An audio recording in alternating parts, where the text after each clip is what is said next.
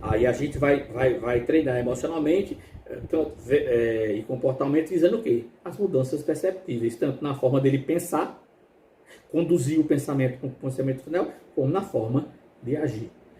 Alguns fatores que indicam transtorno bipolar de maior gravidade e necessidade de terapia mais agressiva sempre. Ideação e comportamento suicida. Se tem ideação e comportamento suicida, não dá para ser só uma sessão por semana. Tem que ser no mínimo 2. Tá? Ideação ou comportamento homicida, né? Aí isso aqui precisa ter uma investigação muito forte, inclusive de alerta familiar o tempo inteiro. Comportamento agressivo, achados psicóticos como alucinações e delírios. Aqui precisa, ele não pode passar mais de uma semana sem ir ao psiquiatra, e ele tem que ter pelo menos 2 sessões semanais. E capacidade de julgamento prejudicado, ele fica julgando as outras pessoas. Isso julga a outra pessoa, diz que a outra pessoa diz o que não disse, inventa situações constrangedoras, e isso pode ser um caso. Então, esses 5 itens aqui são itens necessários para que o paciente não tenha só uma sessão semanal. Ele precisa ter 2, porque a intervenção psicológica ele precisa ser mais intensa. As tentativas de suicídio são associadas a fatores como o sexo feminino tenta muito mais suicídio do que o sexo masculino. Chega a ser de cada 10 pacientes mulheres, 2 vão tentar suicídio. De cada 10 pacientes homens, somente 1 ou nenhum vai tentar suicídio. A prevalência é maior nas mulheres. A idade jovem, no início da doença, o desespero do início da doença faz muitas pessoas irem ao suicídio quando estão na fase depressiva, né? O episódio depressivo como a primeira manifestação da doença, isso é muito doloroso para muita gente, saber que tem aquela doença. O episódio mais recente depressivo, então, quando eles entram num episódio recente depressivo, pode haver acentuação em querer cometer suicídio. E quando isso é acometido de abuso de substância, viu, gente? Quando existem substâncias como álcool, como crack, como maconha, o maior número de suicídios entre bipolares é porque existe abuso de substância. E aí, olhe só, presta atenção, quando existe o transtorno bipolar e a pessoa por comorbidade também vai e desenvolve o transtorno borderline, aí é punk, né? É muito sofrimento para a pessoa. Aí há muita tentativa de suicídio, né? Aí, Augusto, eu posso ter bipolaridade e borderline? Pode. Paralelamente. Não é uma evolução de um transtorno para outro. O borderline ele pode aumentar por não se tratar, mas ele nunca vai ter outro transtorno porque não tratou a bipolaridade. São 2 coisas distintas. As predisposições e o desencadeamento de 2 transtornos de uma pessoa só. Pode. Eu tratei de um paciente que ele era TEA, ele tinha transtorno de espectro autista, que na época se classificava como Asperger, e ele era bipolar. Ele tinha o transtorno do espectro autista e bipolar ao mesmo tempo. Histórico familiar de suicídios. Independente de ser bipolar ou não, se tem histórico de suicídio, a coisa vai. Muito bem.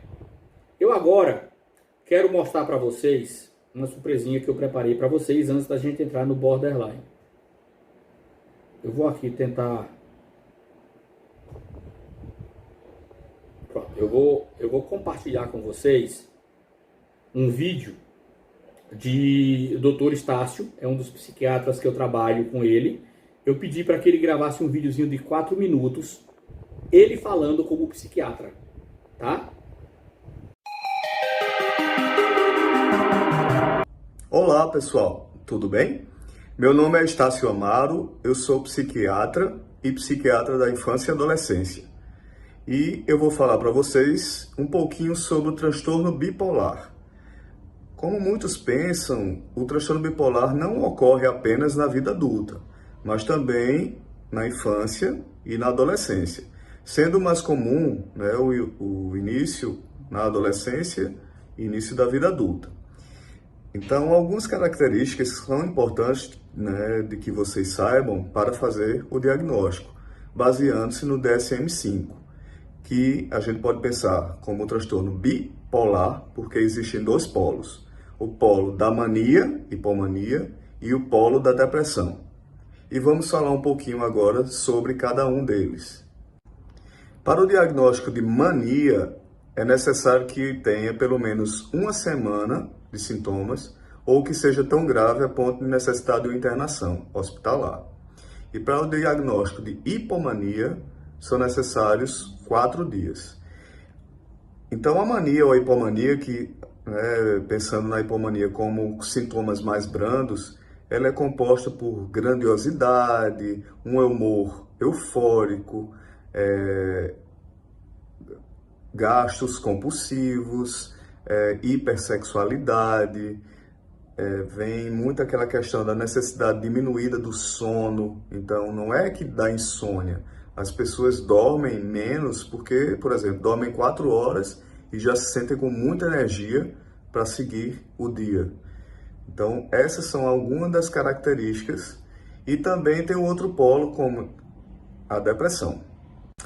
Acredito que a depressão seja mais conhecida por todos vocês, mas é importante distinguir, que na criança e adolescente não necessariamente precisa existir humor deprimido.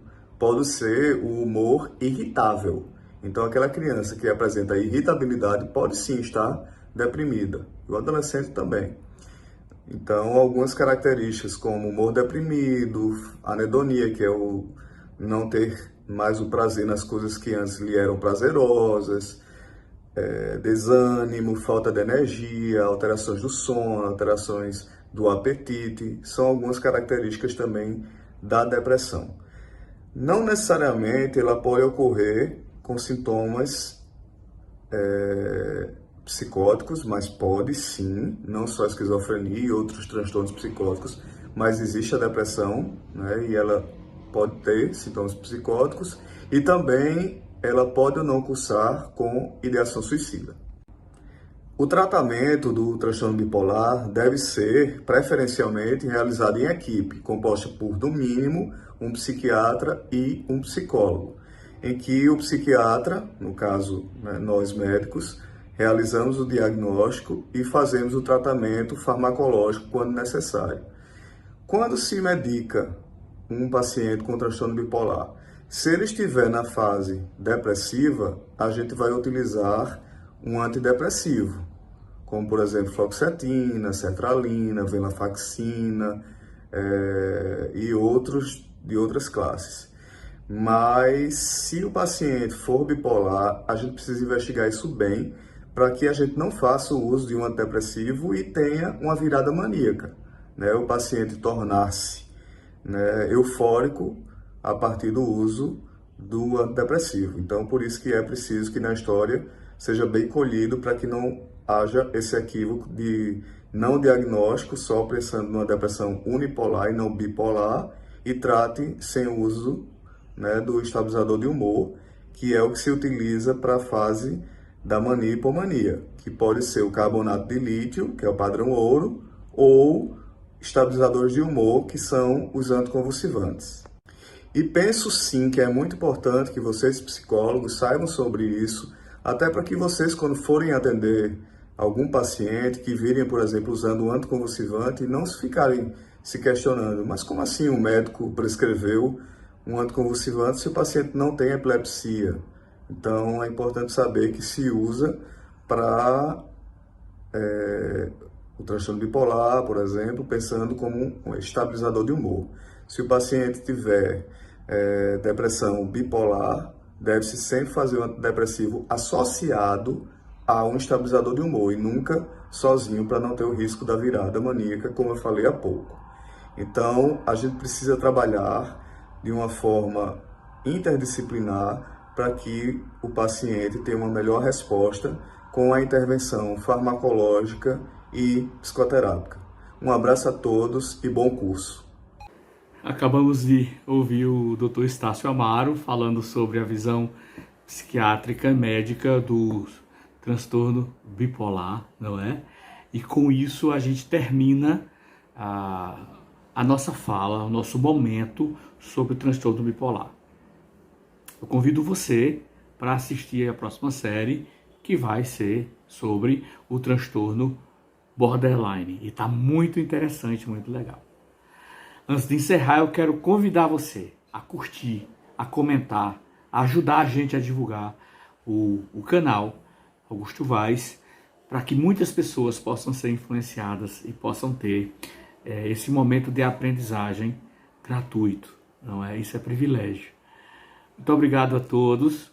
Muito obrigado por ter estado conosco nesses 7 vídeos de explanação sobre o transtorno bipolar, muito mais focado para a atuação da psicologia, não é? E contamos com vocês na próxima série sobre transtorno borderline. Um grande abraço e até a próxima.